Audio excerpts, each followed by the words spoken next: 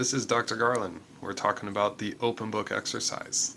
This is a great thoracic and spinal mobility exercise.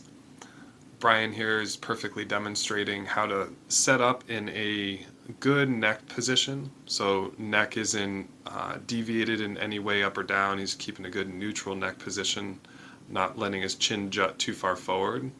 What he's doing here is opening up and really should be feeling it through the middle back. And so he inhales here when his hands are together, and then he's going to exhale through this motion as the arm is opening up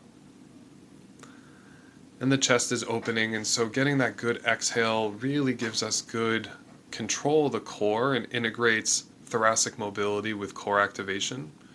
So here you can see from the back side, also getting the shoulder to open up. This is great for the shoulders, great for the upper back, great for the chest.